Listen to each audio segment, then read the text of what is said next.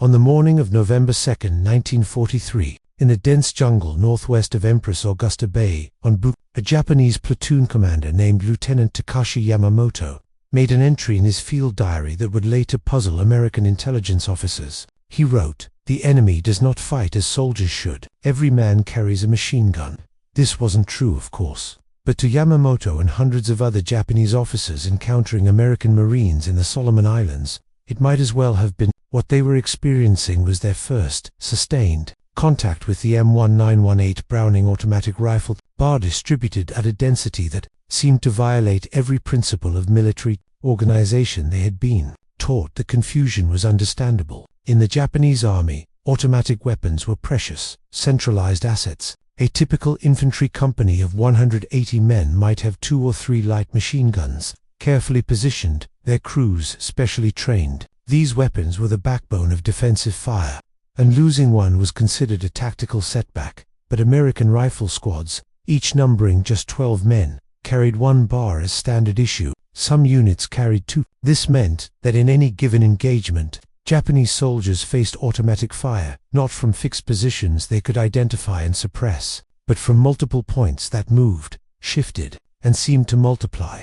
The immediate tactical problem was this: Japanese infantry doctrine emphasized fire discipline and aimed shots. Riflemen were trained to fire slowly and accurately, conserving ammunition for sustained engagements. This worked when facing enemies with similar constraints. But when every American squad could suddenly unleash bursts of automatic fire, 15 or 20 rounds in rapid succession, the careful, disciplined approach became extremely hazardous. Yamamoto's diary continues, "We advance in skirmish line as trained. Then comes the sound like tearing cloth, and men fall in groups. We cannot see the gun positions. When we locate one source of fire and move to flank it, another opens from a different angle." What he was describing was the BAR's defining characteristic: mobility. Unlike the heavy machine guns, both armies used weapons that required crews, tripods, and fixed positions. The bar could be carried and fired by a single soldier. It weighed 19.5 pounds compared to the 32 pounds of a Japanese Type 96 light machine gun.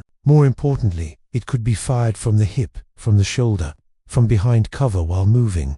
This mobility challenged Japanese tactical assumptions. Their training manuals, refined through conflicts in Manchuria and China, taught specific responses to machine gun fire: identify the position, suppress it with rifle fire, flank it with infantry while it's pinned. But the bar didn't stay pinned. By the time Japanese troops maneuvered to flank a position, the bar gunner had moved, or another bar opened fire from a completely different location.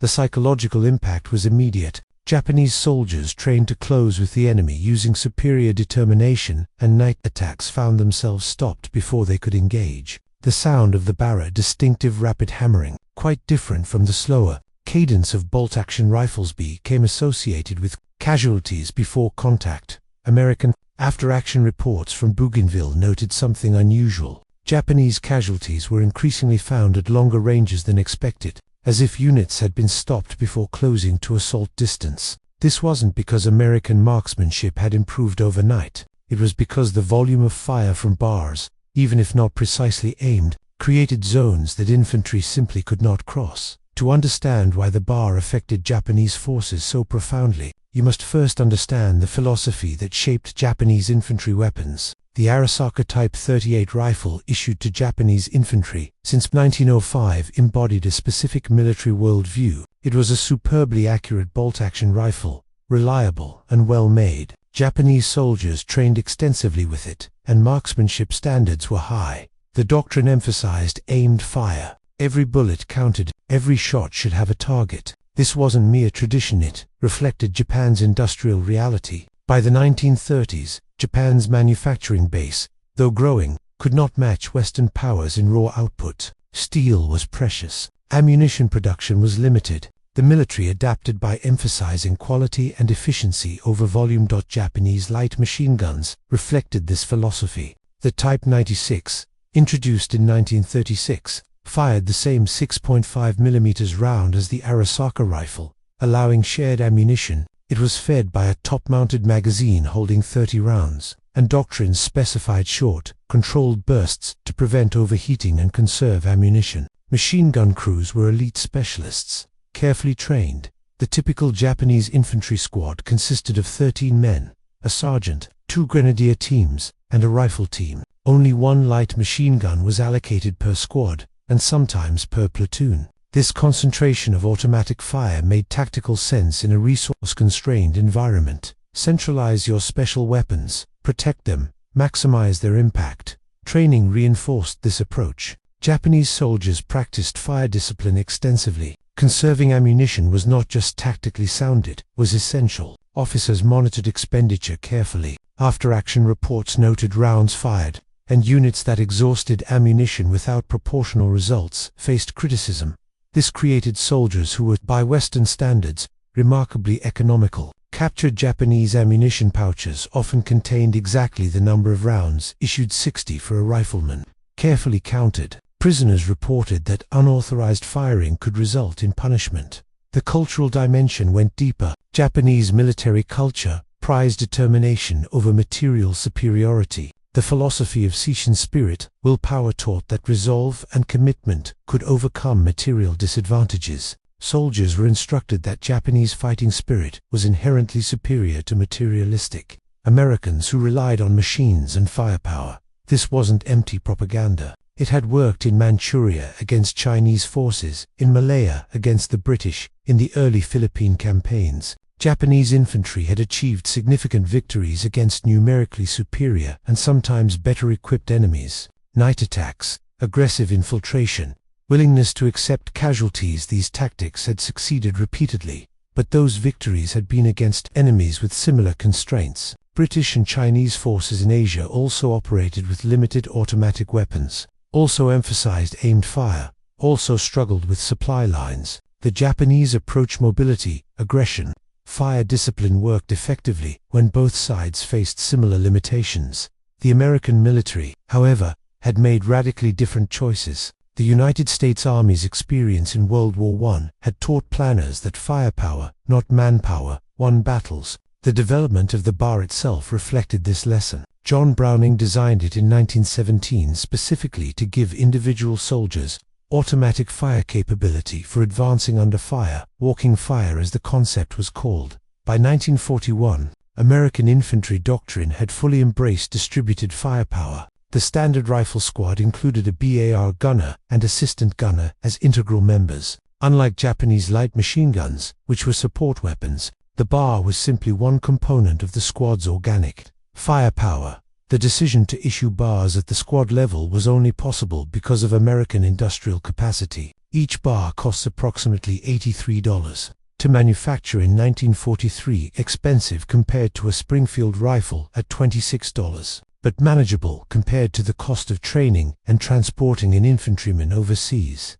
The United States produced over 350,000 bars during World War II, from contracts split between Colt, Winchester, and other manufacturers. This number represented something Japanese planners could not replicate: the ability to produce automatic weapons in such quantity that they became tactically expendable, not literally disposable, but operationally abundant in a way that violated Japanese assumptions about weapons management. Consider the ammunition requirement. Each bar gunner carried 12 magazines of 20 rounds, 240 rounds. His assistant carried additional magazines, bringing the total to over 400 rounds per bar team. The squad as a whole carried over 1,500 rounds of ammunition into combat. For comparison, an entire Japanese infantry platoon of 50 men might carry 3,000 rounds total, including machine gun ammunition. An American rifle squad of 12 men carried half that amount. This required substantial logistics. A Marine division in combat might expend 500,000 rounds of .306 ammunition per day. Ships had to carry it across the Pacific. Trucks and porters had to move it to front lines. Supply officers tracked it with the same attention as food and water. The Japanese military could not sustain such expenditure. Ammunition ships were priority targets for American submarines. By 1943, the sea lanes between Japan and forward bases were increasingly dangerous. Units in the field learned to expect ammunition shortages and adapted their tactics accordingly. This created a difficult cycle. Japanese infantry facing American squads with multiple automatic weapons wanted to respond with suppressive fire, but doctrine and supply realities prevented it. So they attempted to close rapidly, accepting casualties to reach close combat range, where their superior skill with bayonets might matter. But the bar excelled at exactly this scenario. At close range, fired from the hip or shoulder, it could sweep an area with significant effect. American troops called it hosing down an enemy position, language that revealed their abundance. Water from a hose was unlimited, continuous, not something rationed or conserved. The psychological message was unmistakable.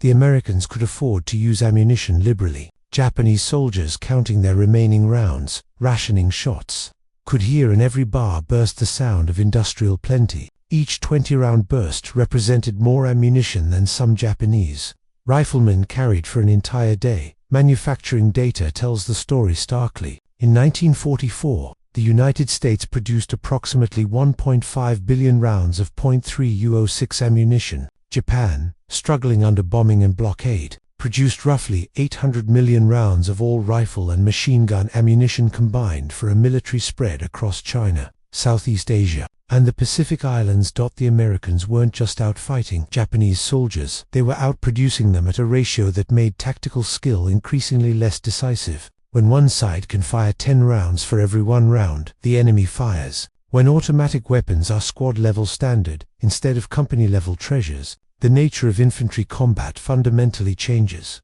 The M1918 Browning automatic rifle was not, strictly speaking, a perfect weapon. It had limitations that American ordnance officers acknowledged, even as they issued hundreds of thousands of them. It weighed 19.5 pounds, loaded heavy enough that carrying it on long marches exhausted even strong men. The barrel could not be quickly changed, so sustained fire caused overheating and loss of accuracy. The 20-round magazine meant frequent reloading in combat, and changing magazines under fire required practiced hands. The rate of fire, depending on the setting and model, ranged from 300 to 650 rounds per minute on full automatic. In practice, however, doctrine and barrel heating limited gunners to bursts of 6 to 10 rounds. Longer bursts risked jamming and wasted ammunition on inaccurate fire. Yet despite these limitations, the bar possessed qualities that made it remarkably effective in Pacific jungle warfare. First, its .306 cartridge delivered tremendous stopping power. The bullet weighed 150 grains and traveled at 2,800 feet per second, generating over 2,700 foot-pounds of energy. This round could penetrate light cover bamboo, palm fronds, undergrowth, that stopped lighter rifle rounds. In jungle combat where targets were glimpsed rather than clearly seen, this penetration proved crucial. Second, the weapon's gas-operated system proved remarkably reliable in tropical conditions. Unlike some automatic weapons that required meticulous cleaning, the bar continued functioning even when caked with mud, wet from stream crossings, or exposed to salt spray. Marines reported that bars worked when other weapons failed. Third, and perhaps most importantly, it was straightforward to operate. The safety, magazine release, and fire selector were intuitive.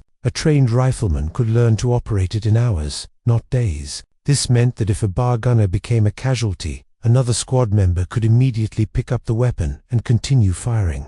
The standard bar team consisted of 2 men, the gunner and the assistant. The gunner carried the weapon, 12 magazines in a belt, and a cleaning kit. The assistant carried additional magazines, spare parts, and his own rifle. In combat, they worked in tandem, the assistant loading fresh magazines while the gunner fired, then switching roles if the gunner was wounded. Training emphasized short, controlled bursts aimed at the center mass of targets. The doctrine manual specified that the bar was not a light machine gun for sustained fire, but an automatic rifle for shock, action, and suppression. Gunners learned to fire 3 to 5 round bursts, assess, and fire again. But doctrine and reality diverged in combat. Marines and soldiers quickly learned that the bar's true value lay in its psychological impact as much as its ballistics. The sound of automatic fire suppressed enemy movement. Even if the rounds weren't hitting, Japanese soldiers hearing that distinctive hammering would take cover,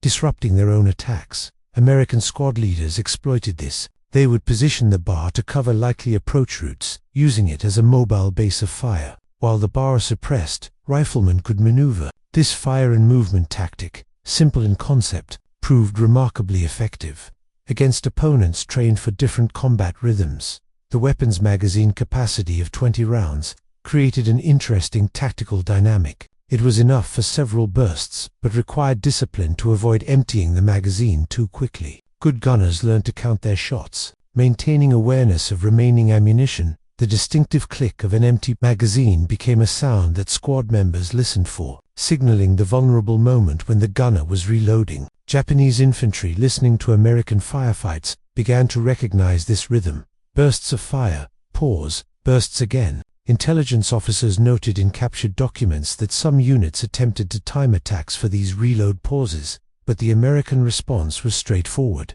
When one bar reloaded, another covered. With multiple bars per platoon, the fire never truly stopped. The maintenance requirements, while less demanding than some automatic weapons, still required attention. The gas cylinder needed cleaning every few hundred rounds. The bolt and firing pin required lubrication in the humid jungle environment. But compared to Japanese light machine guns, with their complex feed mechanisms and cooling requirements, the bar was remarkably forgiving. By late 1943, American units had developed hard-won expertise with the weapon. They knew its quirks, that the selector switch could be bumped from semi-automatic to full automatic during movement, that magazines could be finicky and required firm seating, that the bipod legs were often removed to save weight because most firing was done without them. The reality of what distributed automatic firepower meant became clear on November 24, 1943. At a place called Peva Forks on Bugin, the Japanese 23rd Infantry Regiment, considered an elite unit with combat experience in China, had been ordered to push American Marines back from their expanding perimeter. The attack plan followed standard Japanese doctrine: infiltrate at night, assault at dawn, close rapidly with the enemy to negate their firepower advantage. The regiment assembled approximately 1,200 men for the assault. They moved through the jungle in darkness, navigating by compass and terrain features they had scouted. Officers synchronized watches. The plan called for simultaneous attacks on multiple positions, overwhelming the defenders before they could coordinate their response. What the Japanese commanders did not know was that the Marine positions they were attacking, held by elements of the 3rd Marine Raider Battalion, had been reinforced and resupplied the previous day. Each Marine squad now had its full complement of bars, and ammunition had been brought forward in quantity. The attack began at 0530 hours, just before dawn. Japanese infantry moving in small groups emerged from the jungle approximately 75 yards from Marine positions. They advanced in rushes, firing as they came, exactly as their training dictated. The Marine response was immediate and overwhelming. Bars opened fire from multiple positions, creating intersecting fields of fire that caught the advancing Japanese in a crossfire. The volume of fire was so intense that the initial Japanese advance simply stopped, men dropping or diving for cover. A Marine sergeant later described it: "We didn't need to aim carefully. We just pointed the bars toward the movement and let them rip. You could see the bushes shredding, small trees getting cut. Anyone in that zone didn't have a chance." The Japanese attempted to continue the assault. Officers rallied their men, and groups of soldiers charged forward, shouting to maintain morale. But they were charging into fire that didn't. As one bar gunner reloaded, another continued firing. The Marines had so much ammunition that they could afford to fire suppressive bursts at suspicious patches of jungle, not waiting for clear targets. By 0700 hours, less than 90 minutes after the attack began, it was over. Japanese forces withdrew, leaving over 400 casualties in the jungle clearing in front of Marine positions. Marine casualties were 23 killed and 37 wounded, a casualty ratio that shocked both sides. After-action reports from the Marine side noted ammunition expenditure: over 50,000 rounds of rifle and automatic weapons ammunition, with bars accounting for roughly a third of that total. Some bar gunners had gone through more than 300 rounds each. Captured Japanese documents from the 23rd Infantry told a different story. Unit commanders reported unexpectedly dense automatic weapons fire from what appeared to be squad-level positions. One company commander wrote that his unit had advanced into what seemed to be machine gun fire from all directions, though later evidence suggested these were not heavy machine guns, but lighter weapons. The confusion was telling. Japanese soldiers encountering massed bar fire assumed they were facing machine gun positions because, in their experience, only machine guns fired automatically. The idea that ordinary infantry squads could produce such volumes of fire violated their tactical understanding. More revealing were the casualty patterns. Japanese casualties were found clustered in small groups, as if entire squads had been stopped mid. Medical examination of the casualties showed multiple wounds on many soldiers, evidence of the high volume of fire they had advanced into. One Japanese officer's diary, recovered from his body, contained a final entry written the night before the attack. "Tomorrow we attack the American positions. Intelligence reports they are not strongly held. We have surprise and the spirit of attack. Victory is certain." The weeks following Piva Forks saw a shift in Japanese tactical discussions that appears repeatedly in captured documents and post-war interviews. Officers began questioning the fundamental assumptions of their infantry doctrine. If every American squad possessed automatic fire capability, then the standard Japanese approach closed rapidly to negate firepower advantage was extremely costly. But what alternative existed? Some units attempted to counterbar fire with their own light machine guns, but the numbers didn't favor them. A Japanese company with 2 or 3 Type 96 machine guns faced Marine platoons with 6 to 9 bars. The Japanese weapons had better sustained fire capability, but they were fixed-position weapons. The bars moved. Japanese after-action reports from late 1943 and early 1944 showed tactical adaptation attempts. Some units tried rushing American positions in larger groups, accepting casualties to overwhelm through numbers. Others attempted longer-range fights using cover and aimed shots to conserve ammunition while inflicting casualties. None of these approaches succeeded consistently. The larger group rushes resulted in higher casualties without proportional gains. Longer-range firefights exhausted Japanese ammunition supplies without suppressing the Americans, who simply fired more rounds in return. A captured training document from early 1944, circulated to Japanese units in the Pacific, acknowledged the problem directly. American infantry squads possess automatic fire capability exceeding that of our light machine gun sections. Standard assault tactics must be modified, but modifying tactics required resources Japan didn't possess. Issuing more automatic weapons to infantry units would require production capacity that didn't exist. Increasing ammunition allocation would strain supply lines, already disrupted by submarine warfare. The documents proposed solutions: better use of terrain, more careful reconnaissance, night infiltration were refinements of existing doctrine, not fundamental changes. Japanese soldiers reading such documents understood the subtext: adapt with what you have because reinforcement isn't coming.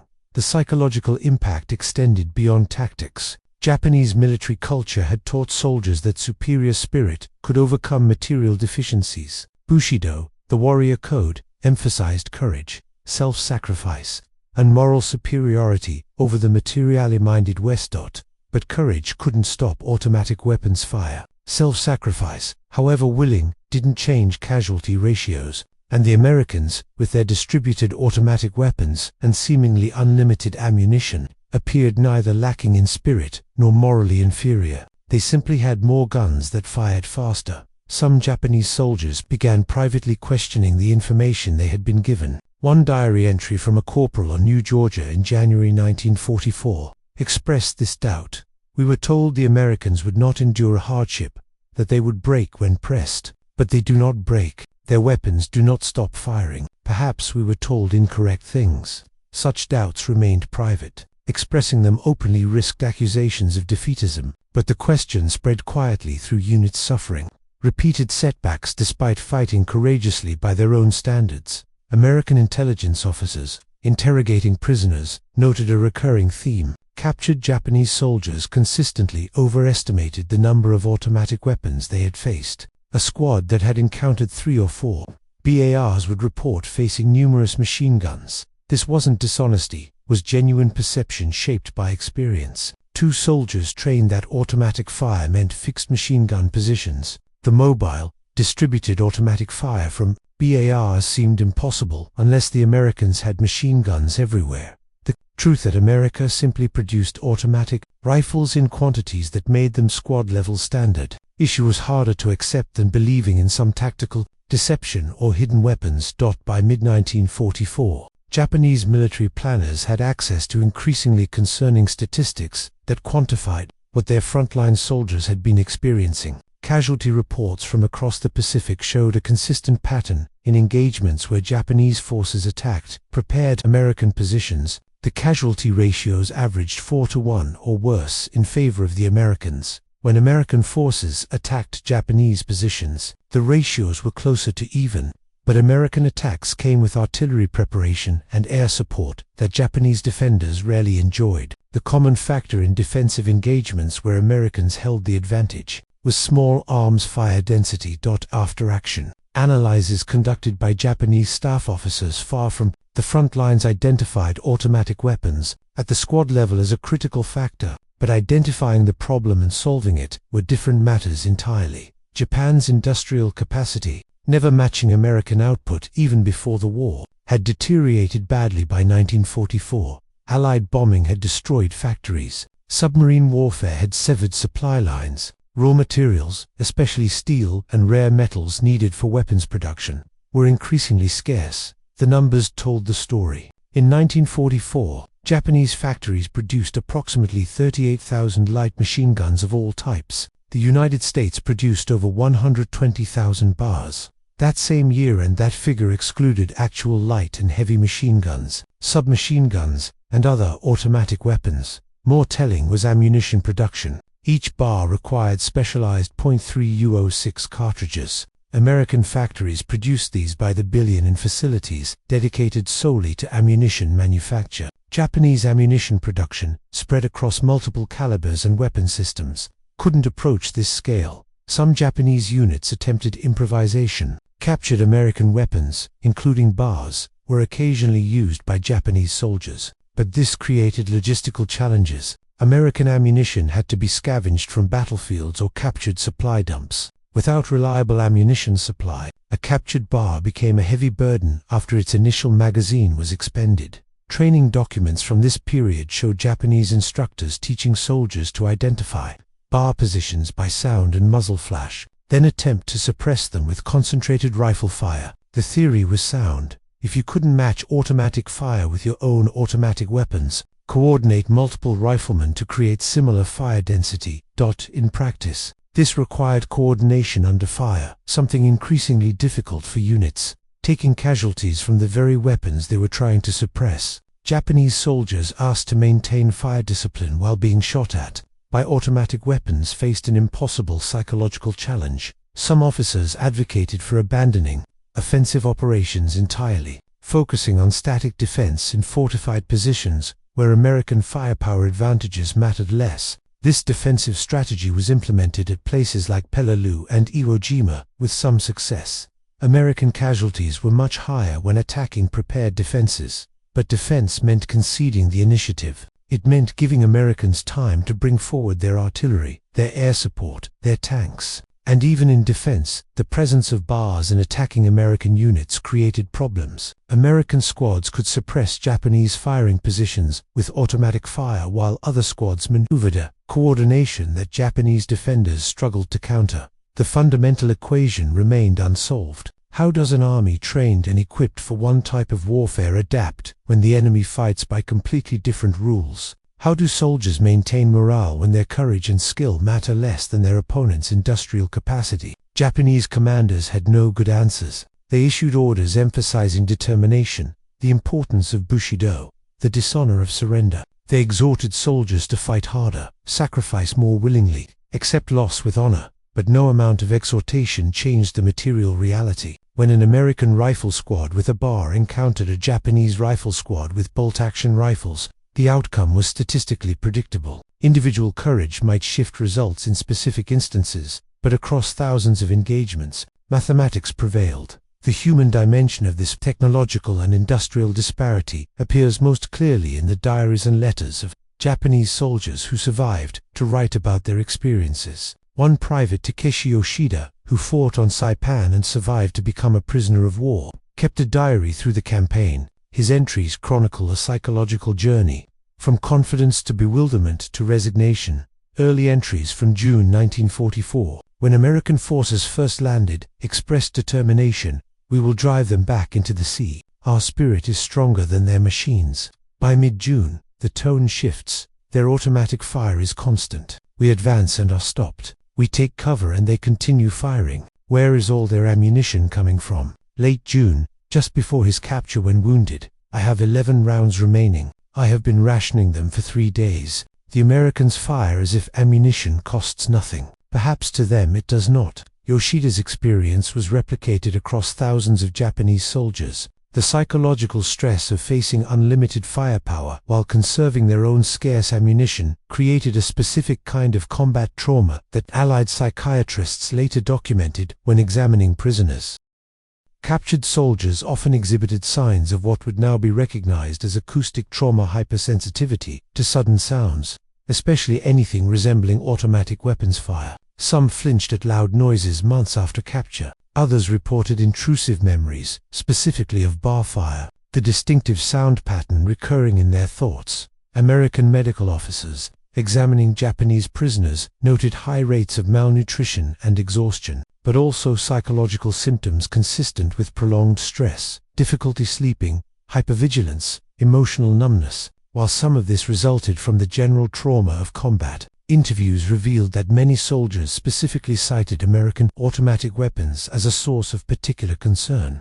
One captured lieutenant, interrogated in August 1944, tried to explain, "Your rifle shoots 8 times without reloading. Your automatic rifle shoots 20 times. My soldiers shoot once, then work the bolt, then shoot again. In the time one of my men fires 5 aimed shots, your automatic rifle fires 20 rounds. How do we fight this? With spirit. Spirit does not stop bullets." The Americans conducting the interrogation noted that the lieutenant seemed less troubled by loss than by He couldn't understand how the Americans could field such weapons in such numbers. The explanation that America's industrial capacities simply produced them seemed insufficient to him. There had to be some tactical secret, some doctrine he was missing. But there was no secret. The answer was exactly as straightforward and as significant as industrial production numbers suggested. America made more weapons, shipped more ammunition, and equipped every squad accordingly. The doctrine followed from abundance rather than creating it.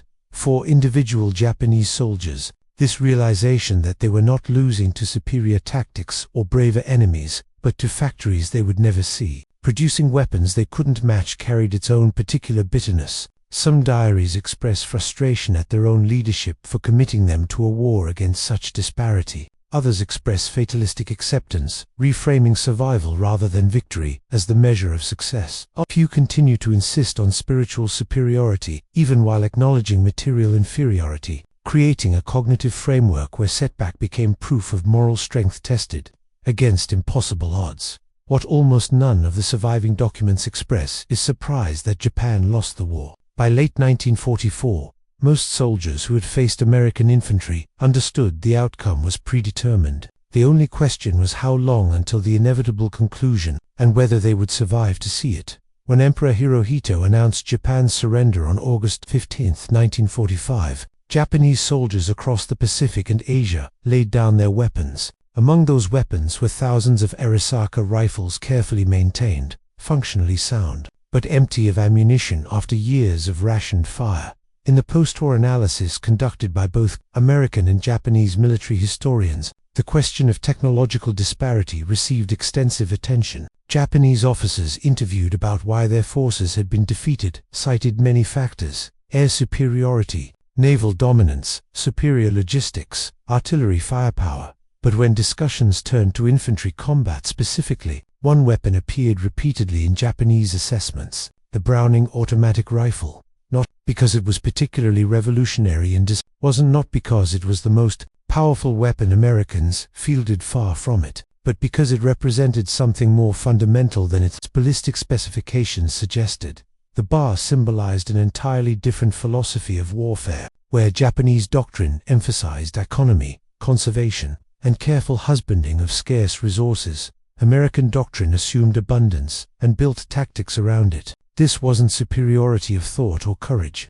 It was superiority of productive capacity translated into tactical reality. Post-war Japanese militaries, when they were eventually re-established, studied this lesson carefully. The new Japanese self-defense forces, equipped by American military aid, received automatic weapons as standard squad equipment. The doctrine of distributed firepower, so alien to Japanese military culture in 1941, became foundational to their post-war training. But the deeper lesson went beyond weapons allocation. It touched on how nations prepare for conflict, what assumptions they build into their military planning, and what happens when those assumptions meet contrary reality. Japan had entered the Pacific War believing that determination, tactical skill, and willingness to sacrifice could overcome material disadvantages. This belief wasn't baseless. It had worked in previous conflicts against opponents with similar constraints, but against an opponent who could arm every infantry squad with automatic weapons and supply them with unlimited ammunition.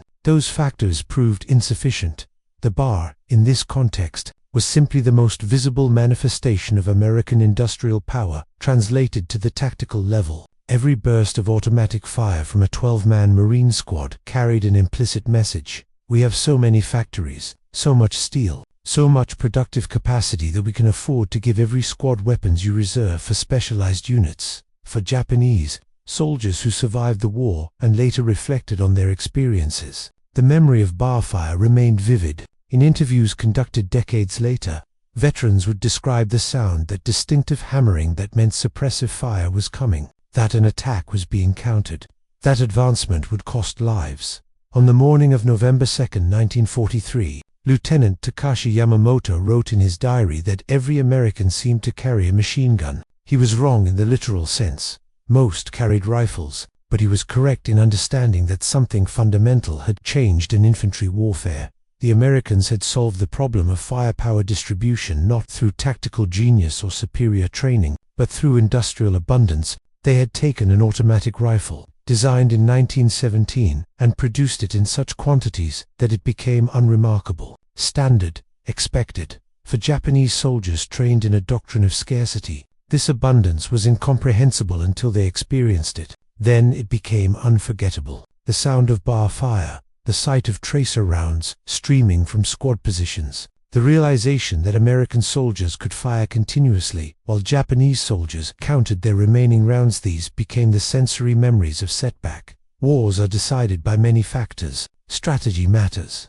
leadership matters, courage and sacrifice matter. But in the Pacific War, industrial capacity mattered most, and nowhere was that capacity more personally, immediately, evidently present than in the hands of American infantrymen carrying bars, firing bursts that seemed to never end, advancing behind firepower that seemed unlimited. The Japanese army had prepared to fight one type of war. They encountered a different war entirely, and the difference, often enough, could be measured in the cyclic rate of fire from a 19.5-pound automatic rifle that had become so common the Americans barely remarked on it. That was perhaps the deepest irony. What seemed impossible to Japanese soldiers, automatic weapons at every squad level, was considered ordinary by their opponents. The extraordinary had become routine through sheer industrial power, and that transformation, more than any battle or campaign, defined the nature of the Pacific War at its most fundamental level.